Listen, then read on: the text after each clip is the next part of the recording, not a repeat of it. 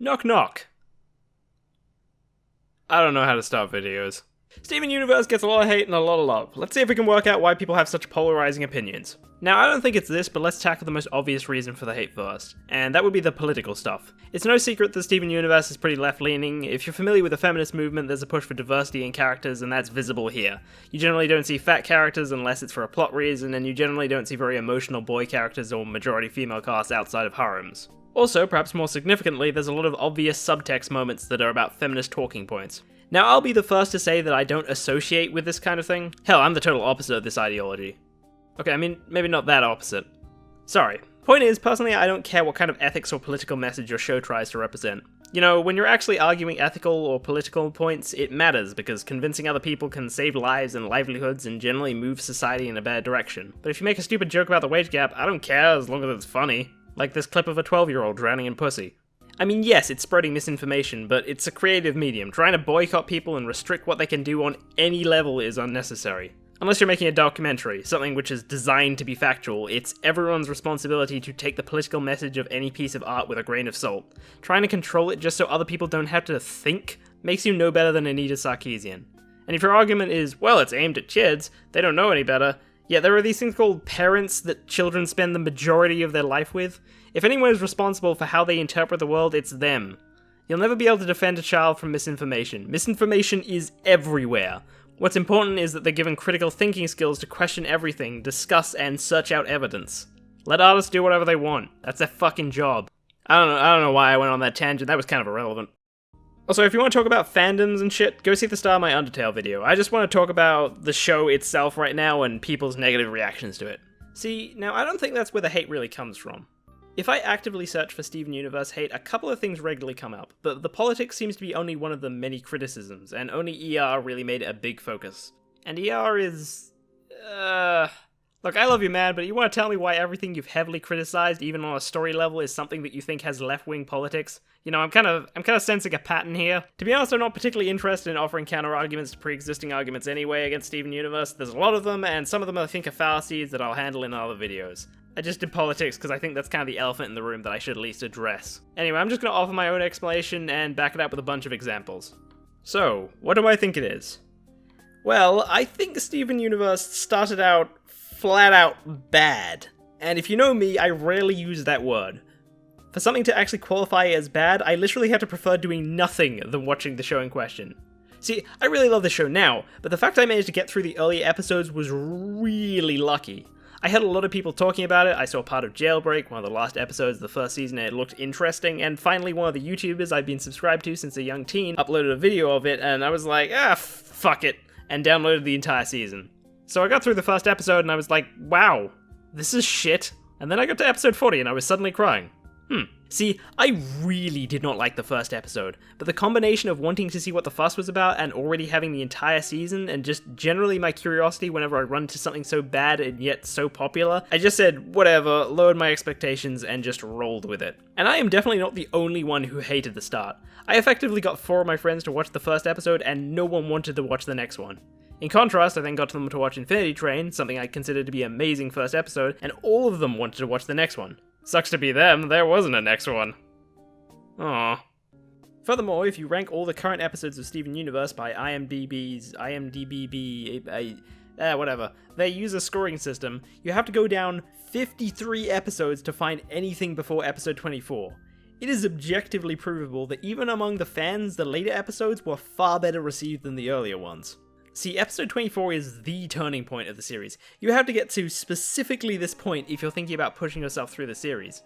It becomes tolerable through episode 17 to 23, apart from like one episode. But 24 is where the changes start happening in the plot, where you get the first strongest moment of character death, the funniest jokes start kicking in, and the show overall becomes actually likable. Okay, I mean, Fusion Cuisine was a bit shit, question mark? What? Did I actually write down a question mark? Alright, paragraph long thesis over. So why do I think people have this initial reaction to Steven Universe?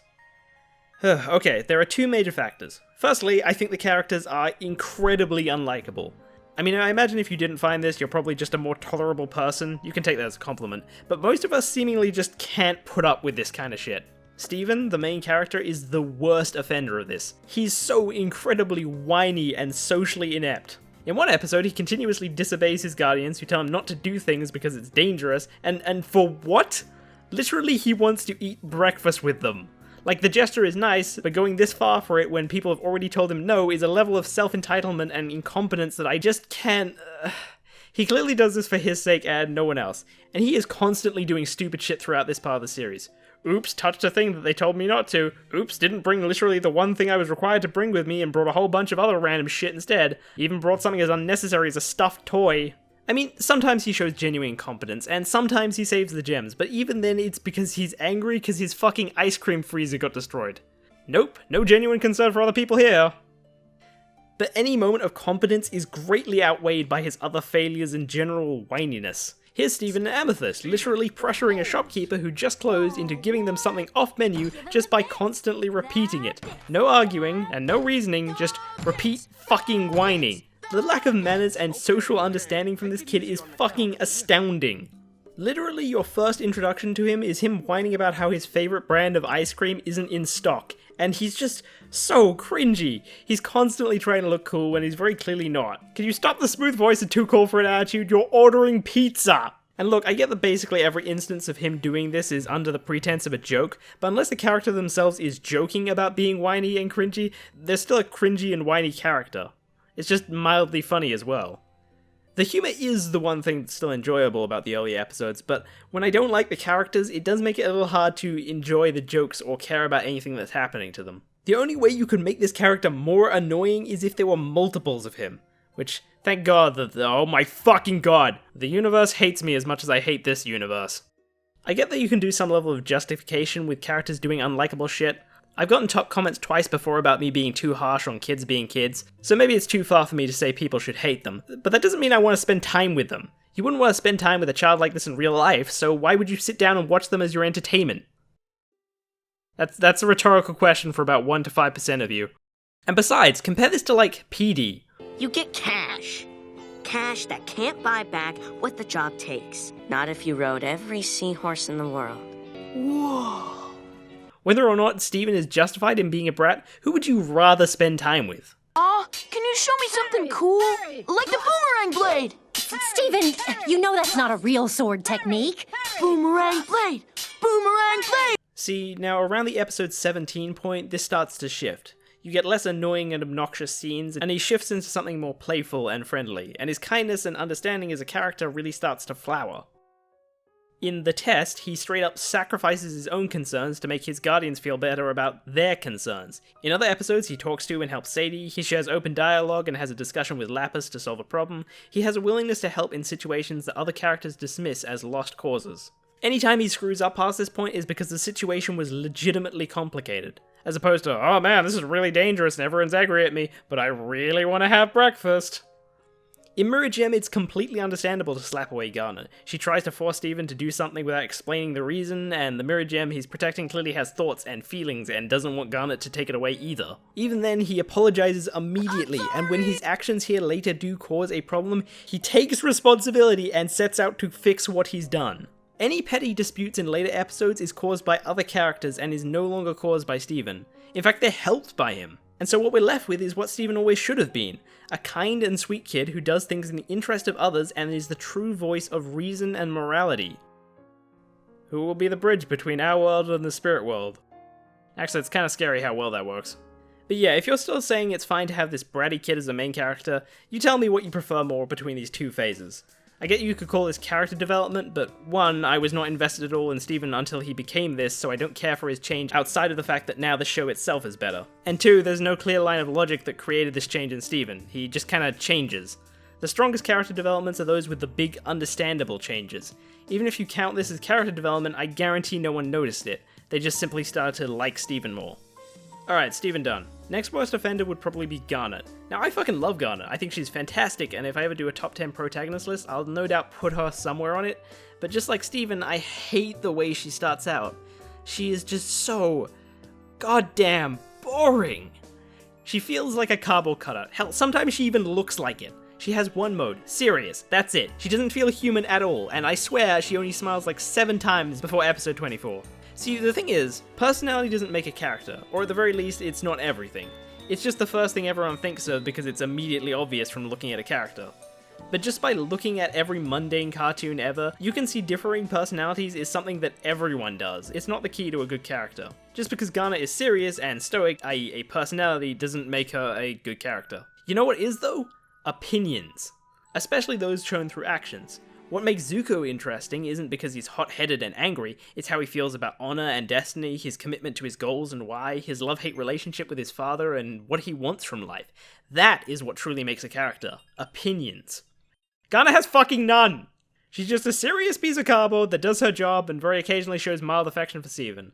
I'd show examples, but what the fuck do I show you? Here's her not reacting while the other two talk. I feel like someone saw Steven and told Rebecca to make a serious attempt with her next character design, and she was like, I can do serious. She at least has some element of badass to her, but it's not like Mikasa levels, so I don't think it makes up for her lack of everything else.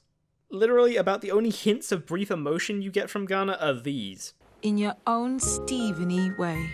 Alright, but be careful. You might trigger a trap with that gun show. Yes, you are. Mysterious. But around the 17 episode mark, she starts to generate so many lines that just say something about who she is. There has never been anything or anyone like Steven.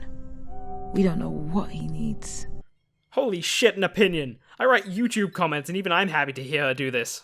She starts to be so much more playful and affectionate towards Steven, and always tends to be the one who trusts him and gives him the benefit of the doubt. Howdy. Bang. I don't know why the fuck you did that, but I'll take it! Also, what's left of her seriousness is now dry wit. Really going to let him keep that? We kept Amethyst. But her strongest character traits center around fusion. Alone Together and fusion in general is where Garnet has her strongest opinions, and really stops feeling like cardboard altogether. This kind of thing is what really makes her character, and you see none of it through the first half of Season 1. Finally, Pearl and Amethyst are interesting. Pearl is the one character that's probably alright. She does some cool things in the first 23 episodes, and is generally the one who seems to care and support Steven in enough frequency to be considered particularly nice. Also, she has this nice dapper aesthetic design to her, and she kinda seems like she has her shit together. She does not have her shit together. She does, however, have her own negative moments. She can be way too uptight. She gets annoyed at Amethyst for some legit reasons, but sometimes she gets genuinely annoyed just for little jokes.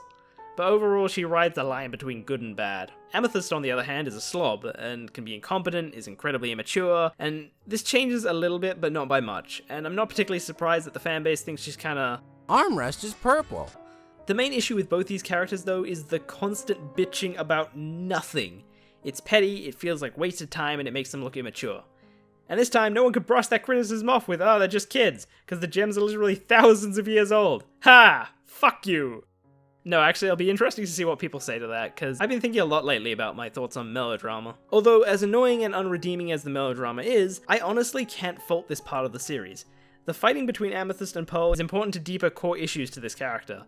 And if it wasn't for the melodrama that I hated, I don't think I would have got to episode 40 on the run and started crying. The melodrama early on is necessary. It's just unfortunate that it made a really poor bunch of episodes even worse. Oh, to be fair, it's not completely all bad. There's some interesting mystery and things scattered here and there, but it's mostly outweighed. So, there you go. The characters early on are horrible. But that was just point number 1! The other major problem, I think, is it just kinda looks like shit. It's another one of my biases I've noticed fairly recently, actually. As a critic, you adopt this mentality that story is everything, but the fact that the movies like Mad Max Fury Road were successful when it was just like one long-ass action scene, and things like anime being way more popular than the manga even in the West, even when both require reading, indicates that visuals can inherently make things more engaging. Wait, why did I have these things made if I didn't think that? This is trippy, please stop. Look, so engaging visuals is kinda out of my area of study, so this is really gonna be a short note with no real evidence, but hopefully with a couple of comparisons shot you can kinda see what I mean. The background designs have always been really nice actually though, and it does improve at around about the 24 mark since the plot starts kicking in, and the backdrop creators really get to design some cool visuals for all the big, unique, dramatic places you visit. As for the foreground, I don't know, other people have looked into this before actually, so I won't go into it much. I am however 90% sure it's because of a lack of shading. Like the scenes where they use light sources do look pretty good in comparison, so there you go. This thing looks like someone flipped a Pokeball inside out, but that's it, I guess. It's only really 2 big issues. Actually, I suppose it's 3 if you consider the fact that the plot really only kicks in at about the episode 24 mark. So, yeah. I'm not gonna lie, I think Steven Universe starts pretty bad, but if you push yourself through it, it can be so worth it. If you watched Adventure Time, you might know that Rebecca Sugar storyboarded a lot of the fan favorite episodes. It's clear that what she sucked at was creating likable characters, because what's interesting is that the star of most of those episodes, Marceline, wasn't created by Sugar. That was Pendleton Ward all the way back in Evicted. So there you go. There is a reason why people rave about this show. I just think how bad the start is leads people to set their opinion in concrete. But for those who can get past that, there's so much development and character depth, and I swear this show has made me tear up a good 10 times in different places. Hell, the last few episodes have been pretty plot twisty and brought so many new things to the table. Oh hey, I haven't actually really tested it much, but if you think you're never going to get past the first 23 episodes, try this instead. Start with episode 50, Story for Steven. It's a flashback episode about Steven's dad meeting the Crystal Gems, and it gives a pretty atmospheric, mysterious introduction to them. Also, it has the musical element of Steven Universe that didn't actually start until, episode 12.